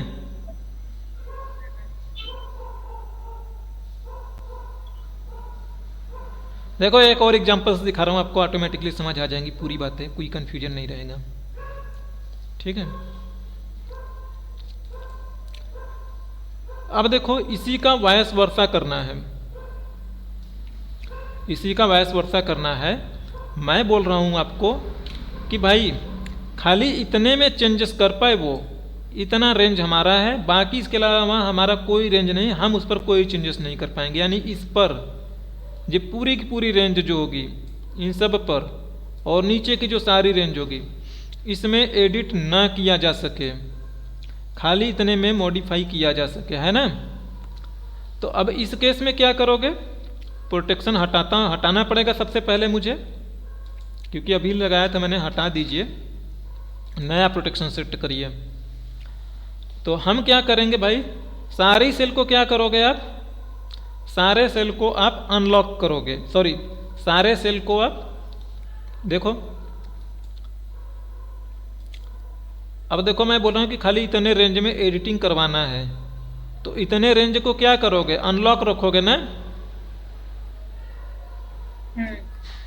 हाँ सर। देखो तो पहले मैं क्या करता हूँ, पूरी की पूरी एरिया को मैं लॉक कर देता हूँ, पूरी एरिया मैंने लॉक कर दी। देखो लॉक पे चेक बॉक्स लगाया मैंने, ध्यान दीजिएगा 3 स्टेटस होते हैं। देखो एक स्टेटस है, इस बात का मतलब है कि अनलॉक है, पूरा सेल अब अनलॉक हो जाएगा। दूसरा स्टेटस ये देखो हल्का सा स्क्वायर वाला काला सा बना हुआ है, ब्लैक कलर, इस बात का मतलब है ये पार्शियली है। देखो इसके बगल में व्हाइट व्हाइट है, तो इसमें मिक्स्ड है, कुछ लॉक्ड सेल है कुछ अनलॉक्ड सेल है, ये चीज़ें रिप्रेजेंट करता है। अब आपने चेक लगा दिया तो इसका मतलब अब जितना रेंज आपने सिलेक्ट किया सारे लॉक होंगे। तो मैं क्या कहूँगा, क्या मैं कहूँगा कि सारे एरिया लॉक हो जाए, ठीक है। अब इस सब पे प्रोटेक्शन काम करेगा, लेकिन इतने को अनलॉक कर दूंगा मैं, पिछले वाले का वायस वर्सा कर रहा हूँ मैं। इतने एरिया को मुझे अनलॉक कर देना है, इतना ही मैंने सिलेक्ट किया है। अब प्रोटेक्शन इस पर नहीं लग पाएगा ना, क्योंकि ये अनलॉक्ड एरिया है, बाकी के एरिया तो लॉक्ड हैं अभी भी, तो प्रोटेक्शन इस पर नहीं काम करेगा। ठीक है? सर एक बार फिर से बताइएगा, तो ये जो सिलेक्टेड एरिया अनलॉक करने के लिए? देखो भाई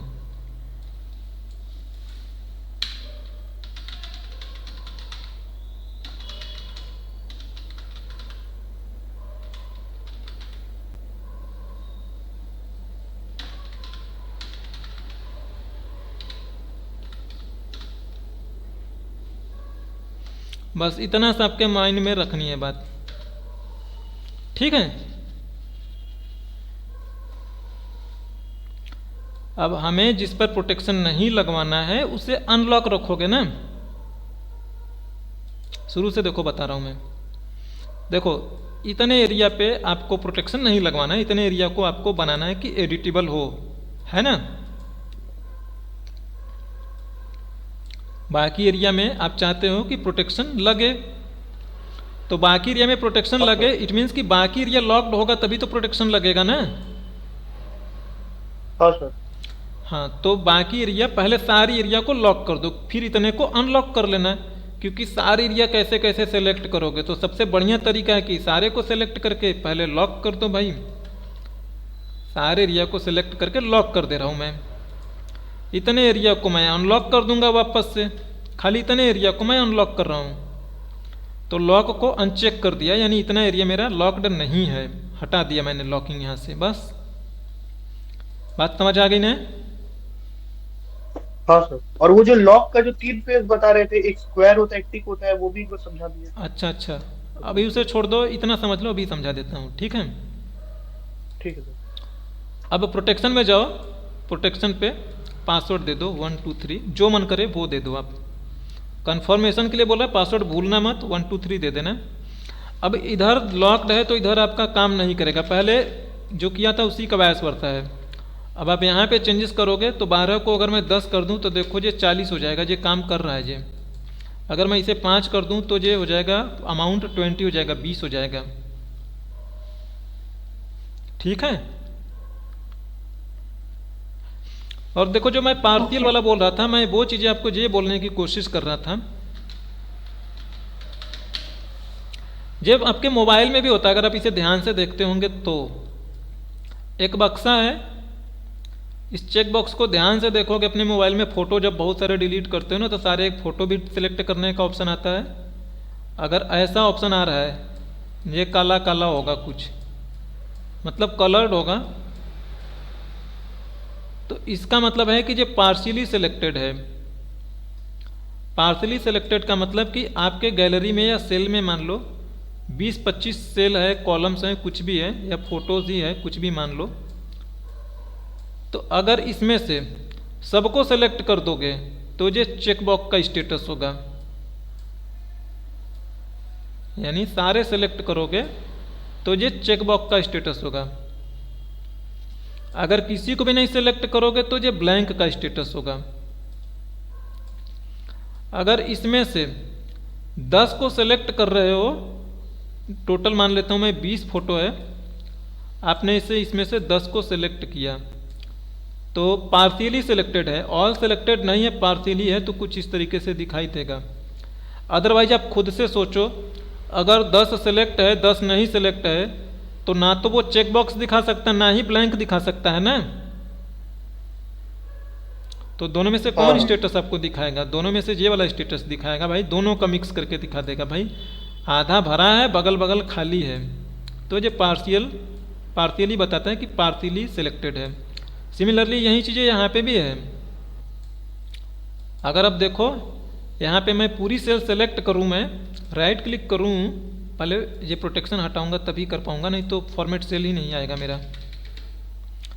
तो देखो अभी आपको याद है कि इतना मेरा एरिया अनलॉक्ड है, बाकी का एरिया लॉक्ड है।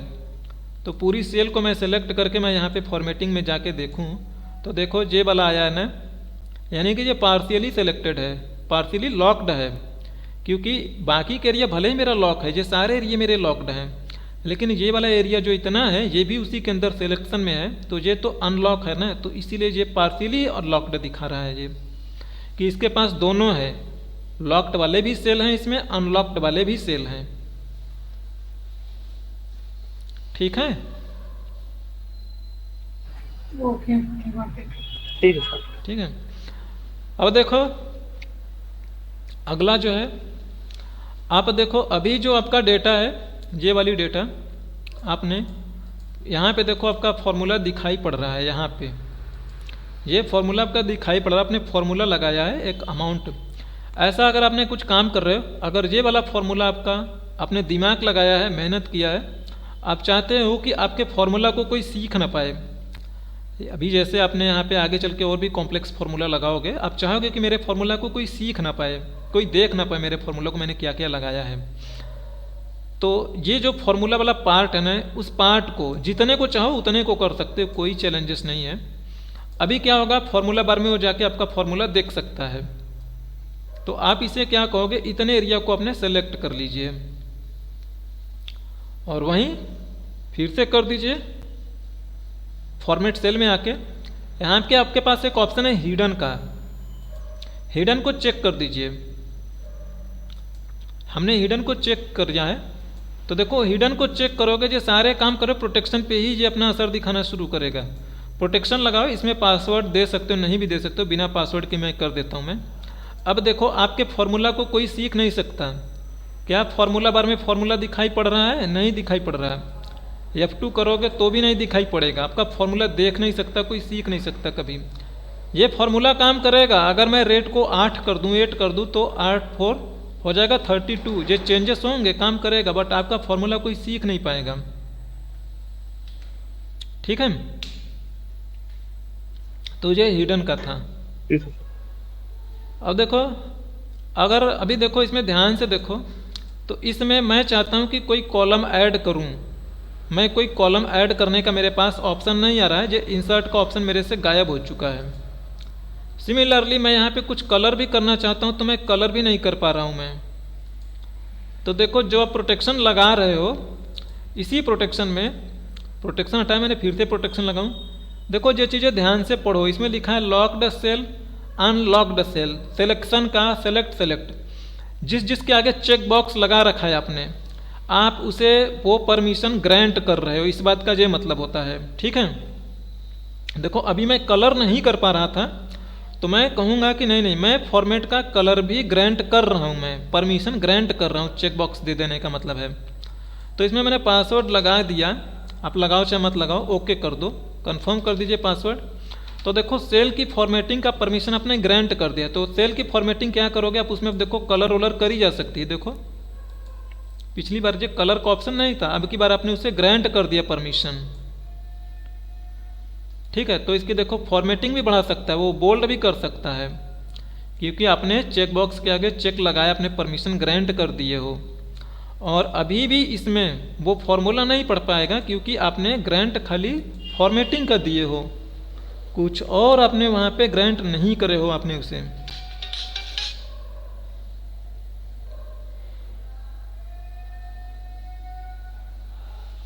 ठीक है,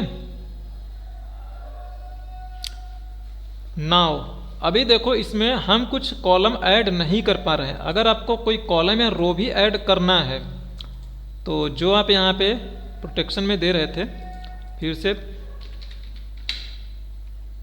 प्रोटेक्शन लगाओगे तो देखो बहुत सारी चीज़ें हैं। आप यहाँ पे दे दो परमिशन कि मैं तुम्हें रो ऐड करने का भी परमिशन दे देता हूँ मैं। तो ध्यान दिए से सुनिएगा मेरी बातें, आप खाली रो इंसर्ट करने का परमिशन दे रहे हो। अब देखो वो रो को इंसर्ट कर पाएगा इजीली, उसे कोई चैलेंजेस नहीं आएंगी। आपने राइट क्लिक करो, देखो जो इंसर्ट दिखने लगा है, डिलीट नहीं दिख रहा है, खाली इंसर्ट का आपने परमिशन दिया है। अब ये इंसर्ट तो हो गया, आप इसे डिलीट करने की कोशिश करोगे, डिलीट नहीं कर पाओगे, क्योंकि डिलीट का एक्सेस नहीं दिया है आपने। डिलीट करना होगा तो उसे पासवर्ड चाहिए, अनप्रोटेक्ट करेगा, फिर उसके बाद डिलीट करेगा। आप इसे देखो कंट्रोल जेड के साथ हटा सकते हो, कि जो आपने ऐड किया है कंट्रोल जेड करोगे तो ये हट जाएगा। लेकिन देखो अगेन मैं कहता हूँ, मैं जो कंट्रोल जेड है, कहाँ गया, सॉरी, जो कंट्रोल जेड है आपका, ये कंट्रोल जेड एक्सेल का नहीं है, जो तो हर एप्लीकेशन में काम करता है, जो खुद विंडोज का है सिस्टम। ठीक है, इसमें कोई डाउट नहीं ना? नहीं सर। तो ऐसे आपको यहाँ पे बहुत सारे कंट्रोल्स मिल रहे हैं, जो कंट्रोल्स देने का मन करे दे सकते हो आप। अब देखो, अब ये भी आपका डेटा चोरी किया जा सकता है। आपके मैं डेटा को कॉपी कर सकता हूँ, मैं कॉपी करके नोटपैड में ले जा सकता हूँ, भले ही मैं यहाँ पे पेस्ट ना कर पाऊँ, यहाँ पे आपने प्रोटेक्शन लगा रखा होगा शीट में, लेकिन इससे मैं कॉपी करके कहीं और तो लेके जा ही सकता हूँ ना। मेरा मन करता है नोटपैड में ले जाने का, मैंने आपके डेटा को कॉपी किया, किसी दूसरे एक्सेल में भर दी अपने। और आप चाहोगे नहीं कि आपका डेटा कोई यहाँ से मूव करे, आप चाहते हो कि खाली आपके डेटा को देखें, इसमें जो भी कलर रोल करना है यहीं करें, इससे ज़्यादा ना कर पाएँ। तो देखो जब आप प्रोटेक्शन लगा रहे होते हो तो देखो यहाँ पे आप दो परमिशन देते हो, बाय डिफ़ॉल्ट ये दोनों ही सेलेक्ट चेक्ड होती हैं। तो देखो यहाँ पे लिखा है सेलेक्ट लॉक्ड सेल और सेलेक्ट अनलॉक्ड सेल। तो देखो अगर ये वाला परमिशन सेलेक्ट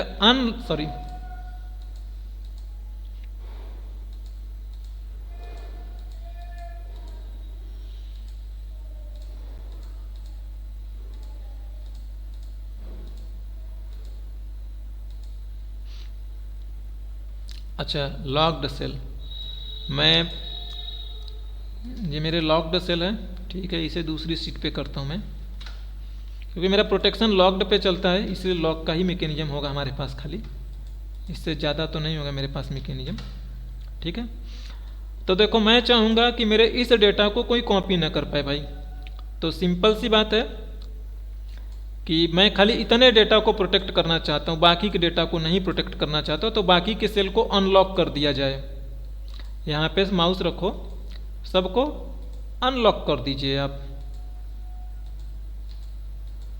अनलॉक कर दिया हमने और इतने को हमने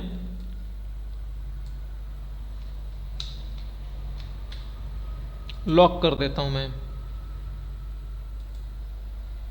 देखो इतने को मैंने लॉक किया तो मेरा प्रोटेक्शन इतने पे काम करेगा।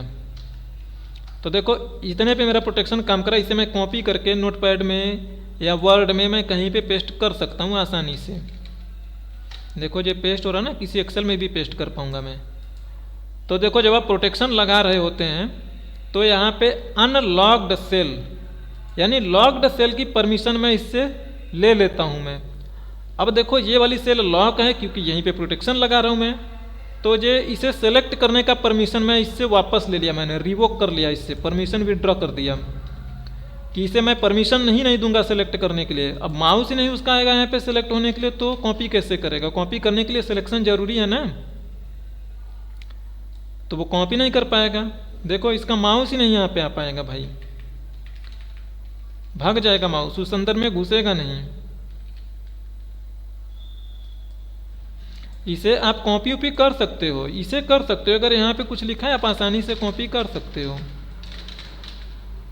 लेकिन इस एरिया को आप नहीं, इस एरिया को कॉपी कर लोगे लेकिन इस एरिया में माउस ही नहीं जाएगा आपका, घुसेगा ही नहीं माउस, भाग जाएगा। इवन एरो की से भी लेकर जाने की कोशिश करोगे तो भी नहीं जाएगा, भाग जाएगा। तो ये प्रोटेक्शन है। इस प्रोटेक्शन में आई होप आप लोगों को सारी बातें समझ आई होंगी। इसमें कुछ और प्रोटेक्शन देखोगे तो इस प्रोटेक्शन में आप फिल्टर उल्टर का भी कंट्रोल ले सकते हो, दे सकते हो। आप चाहोगे कि आपके डेटा को कोई सॉर्टिंग कर पाए ना कर पाए तो वो भी कंट्रोल आपको यहाँ पे मिल जाएगा। देखो जो लिखा है ना, फिल्टर का कंट्रोल लिखा है, सॉर्टिंग कर पाए या ना कर पाए, तो बहुत सारी चीज़ें हैं आपको यहाँ पे मिल जाएगी। कॉलम ऐड करने का, कमेंट्स ऐड करने का, जिसकी ज़रूरत हो आप रखना, जिसकी ना ज़रूरत हो अनचेक कर देना, परमिशन मत देना। तो ये ओवरऑल प्रोटेक्शन में इतनी चीज़ें थी। आई होप आप लोगों को ये बात समझ आई होगी। यस, ये क्लियर।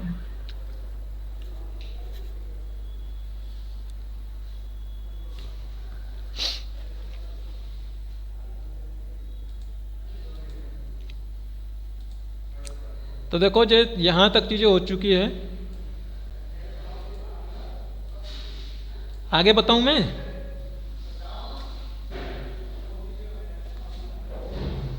हाँ आकाश, हाँ सर, आगे बताऊं या आज के लिए हो गया आपका? आगे सर क्या बचा, क्या है? एक्सेल कीबोर्ड शॉर्टकट, ये टेबल फीचर है, फ्रीज अनफ्रीज है, एक्सेल कीबोर्ड शॉर्टकट है, फिर उसके बाद फिर कंडीशनल फॉर्मेटिंग है लास्ट में। इसमें 15 मिनट में होगा सर ये? 15 मिनट में नहीं हो पाएगा, ये वाला कंडीशनल फॉर्मेटिंग लंबा चला जाएगा, ये लास्ट वाला। बाकी ये 2-3 चीज़ें तो 15 मिनट में हो जाएंगी। अब कल बता देना। चलो ठीक है, कल ही बात करेंगे फिर इस पे। ये अभी कितना टाइम लगेगा कंप्लीट होने में? ये 3 टॉपिक कंप्लीट करने में मुझे 15 मिनट या 10 मिनट लगेगा, बस, इससे ज़्यादा नहीं। पूरा एक्सेल? ये पूरा एक्सेल आप लगा लो, ये यहाँ तक धीरे धीरे चलता है, मॉड्यूल 2 तक धीरे धीरे चलेगा, फिर मॉड्यूल 3 से चीज़ें तेज चलने लगेंगी।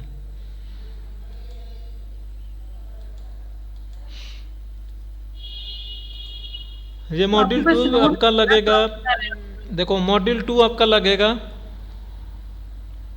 मॉड्यूल 2 में लगभग 2 दिन लग जाएंगे, ठीक है।